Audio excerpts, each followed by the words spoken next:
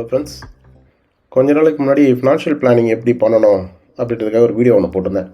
அதில் வந்து நாங்கள் ஒரு 6 பக்கெட் சொல்லியிருப்போம்.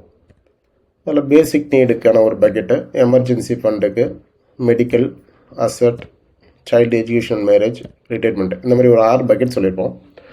இந்த 6 பக்கெட்டில் வந்து எந்தெந்த பக்கெட்டில் எவ்வளோ பர்சன்டேஜ் வைக்கணுன்றது சொல்லியிருப்போம்.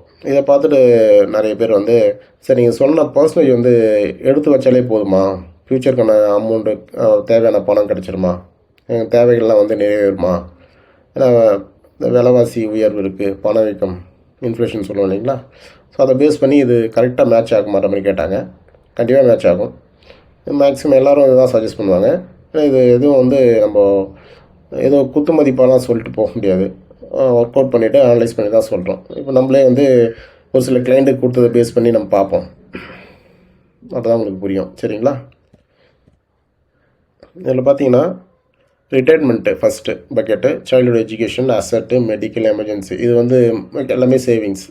அதுக்கப்புறம் தான் எக்ஸ்பென்ஸ்.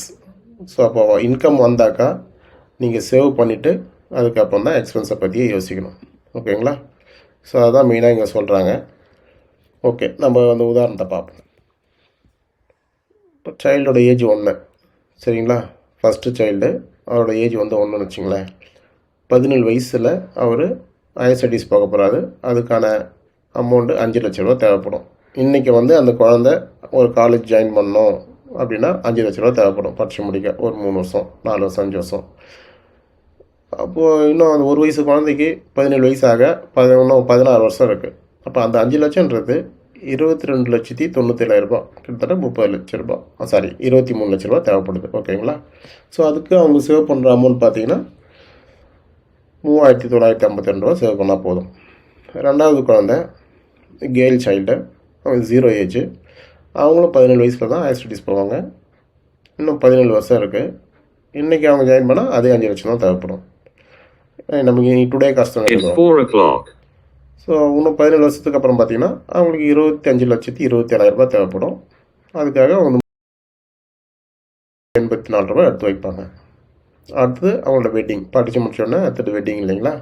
ஃபஸ்ட்டு சைல்டு, மேல் சைல்டு 27 வயசில் மேரேஜ் பண்ண போகிறாரு. இன்றைக்கி ஒரு வயசுன்னா இன்னும் 26 வருஷம் இருக்குது. இன்றைக்கி மேரேஜ் பண்ணுறதுக்கு எவ்வளோ ஆகுது? 10 லட்சம் ஆகுது இல்லைங்களா. ஃப்யூச்சரில் 26 வருஷம் பொறுத்து 45,49,000 ரூபா தேவைப்படுது. அதுக்காக 2,100 ரூபா, 115 ரூபா சேவ் பண்ணால் போதும். கேர்ள் சைல்டு, நம்ம மேல் சைல்டோட பையனோட பொண்ணுக்கு அதிகமாக செலவாகும் இல்லைங்களா. ஜுவல்லாம் போட வேண்டியது இருக்கும். ஸோ இன்றைக்கி பார்த்திங்கன்னா 30 லட்சம் தேவைப்படுது. அவங்களுக்கு 24 வயசில் மேரேஜ் பண்ணுறோம். அப்போது 24 வருஷம் பொறுத்து 1,21,00,000 தேவைப்படுது. அதுக்காக 7,262 ரூபாய் எடுத்து வைக்கிறீங்க. அடுத்தது ரிட்டைர்மெண்ட்டு, சைல்டுஹுட் எஜுகேஷன், அடுத்தது வெட்டிங்கு, ரிட்டைர்மெண்ட்டு. ஃபினான்ஷியல் பிளானிங்கில் இந்த தேவைகளை தான் நம்ம பிளான் பண்ணுவோம். ஃபினான்ஷியல் பிளானிங்கில் முக்கியமான அடிப்படை இதுவே சேவிங்ஸே வந்து இதுக்காக தான் இருக்கும். ஓகேங்களா. ரிட்டைர்மெண்ட்டு 30 வயசு அவருக்கு, 56 வயசில் ரிட்டையர்ட் ஆக போகிறாரு. 80 வயசு வரைக்கும் நான் வாழ்வேன்னு சொன்னார். அப்போ இன்னும் 25 வருஷம், 56லேருந்து 25 வருஷம் இருக்க போகிறாரு. இன்றைக்கி 30 வயசு. இன்றைக்கி அவரோட ஃபேமிலி எக்ஸ்பென்ஸ், ஃபுட் எக்ஸ்பென்ஸ் பார்த்திங்கன்னா 25,000 ரூபா. இன்கம் அதிகமாக இருந்தால் இது அதிகமாக இருக்கும். ஏன்னா ஒவ்வொருத்தரும் வந்து அவங்களோட வருமானத்தை வச்சு தான் அவங்க லைஃப் ஸ்டைலில் வந்து அமைச்சிப்பாங்க. கரெக்டுங்களா. செலவெல்லாம் அதுக்கு ஏற்ற போல தான் இருக்கும். 25,000 ரூபான்றது இன்னும் 26 வருஷம் இருக்குது அவர் ரிட்டையர்ட் ஆகிறதுக்கு. இன்றைக்கி 25,000 ரூபான்றது 1,13,000 ரூபா இருக்கும். இந்த அளவுக்கு வருமானம் கண்டிப்பாக வரும். 5% இன்ஃப்ளேஷன் போட்டிருக்கோம். இப்போ நம்மளே வந்து எனக்குலாம் 7-8 வயசில் வந்து நான் ஒரு 6 ரூபா 7 ரூபாய்க்கு 1 கிலோ அரிசி வாங்கியிருப்பேன், ரைஸ். இன்றைக்கி 80 ரூபாய்க்கு வாங்குகிறோம். கரெக்டுங்களா. ஸோ இது கண்கூட நம்ம அந்த பண வைக்கத்தை பார்க்குறோம். அப்போ 25,000 ரூபான்றது 1,13,000 ரூபாய் இல்லாமல் உங்கள் 56 வயசில் ரிட்டைர்மெண்ட்டை ஸ்டார்ட் பண்ணவே முடியாது. இந்த அளவுக்கு கார்பஸ் இல்லைனாக்கா மாதம் 1,13,000 ரூபாய் வேணும். இது வந்து ஃப்ளாட்டாக அப்படியே 80 வயசு வரைக்கும் இல்லை. ஒவ்வொரு வருஷமும் இன்ஃப்ளேஷன் அதிகமாக நம்மளுக்கு அதுக்கேற்ற மாதிரி அட்ஜஸ்ட் ஆகி தான் அமௌண்ட் வரும். ஸோ அதுக்கு தான் ஃபினான்ஷியல் பிளானிங் ப்ராப்பராக அதை எடுத்து தான் பண்ணியிருக்கோம். 5% இன்ஃப்ளேஷன் வந்துகிட்டே இருக்கும். ஸோ உங்களுக்கு ஒவ்வொரு வருஷமும் அந்த இன்ஃப்ளேஷன் அட்ஜஸ்ட் ஆகிட்டு உங்களுக்கு பணம் கிடச்சிட்டே இருக்கும். அதுக்காக 13,600 ரூபாய் எடுத்து வைக்கிறீங்க. ஸோ இதெல்லாம் ஓகே. நீங்கள் சொன்ன பர்சன்டேஜ் இது மீட் ஆகுதா, அதான மெயின் முக்கியமானது இல்லைங்களா. ஓகே. ஏதாவது இப்போ எஜுகேஷன் பார்த்தீங்களா, எஜுகேஷன் மேரேஜ் வெட்டிங்க்கு பார்த்தீங்கன்னா நம்ம எவ்வளோ சொல்லியிருப்போம், 10 to 20% சொல்லியிருப்போம். இங்கே 17%. நம்ம சொன்ன மாதிரி 10லேருந்து 20க்குள்ளே வந்துடுச்சு இல்லைங்களா, 10 to 20%க்குள்ளே வந்துடுச்சு. அடுத்தது ரிட்டைர்மெண்ட்டு 14% சொல்லியிருப்போம். சாரி, 10 to 20 சொல்லியிருப்போம், 10லேருந்து 20%க்குள்ளே இருக்குன்னு சொல்லியிருப்போம். இங்கே 14% நம்ம சேவ் பண்ணுற மாதிரி இருக்குது. ஓகேங்களா.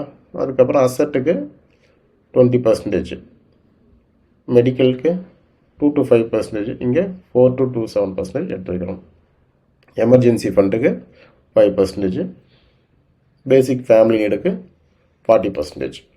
ஸோ இந்த மாதிரி நீங்கள் வந்து எடுத்த சேலரி வந்தவொடனே ஃபஸ்ட்டு ரிட்டைர்மெண்ட், சைல்டு எஜுகேஷன், இந்த மாதிரி சேவிங்ஸ்க்கான அமௌண்ட்டை எடுத்து வச்சுட்டு பேலன்ஸ் வந்து எக்ஸ்பென்ஸுக்காக யூஸ் பண்ணணும்.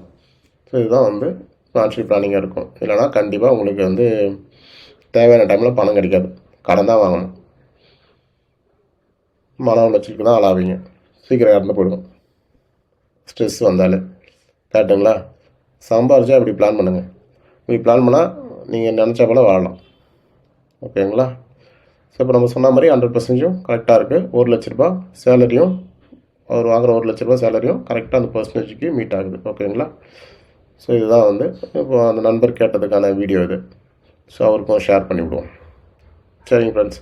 இந்த எல்லாருக்கும் அப்படியே பர்சன்டேஜ் மீட் ஆகும்னா ஆகாது. ஒரு சிலருக்கு வந்து 20%, ரிட்டைர்மெண்ட்டுக்கு வந்து 10 to 20 போட்டிருக்குமா, ஏஜ் அதிகமாக இருந்தால் 20% கிட்ட வந்துடும். ஸோ அந்த மாதிரி ஒவ்வொருத்தருக்கும் மாறும். உங்களுக்கு ஏதாச்சும் ஸ்பெசிஃபிக்காக உங்களுக்கு பண்ணணும் அப்படின்னு ஆசைப்பட்டீங்கன்னா சொல்லுங்கள், ஒர்க் அவுட் பண்ணி அனுப்புகிறேன். மீட் பண்ணி, இல்லைனா மீட் பண்ணியும் பேசலாம். ஓகேங்களா. Thank you friends.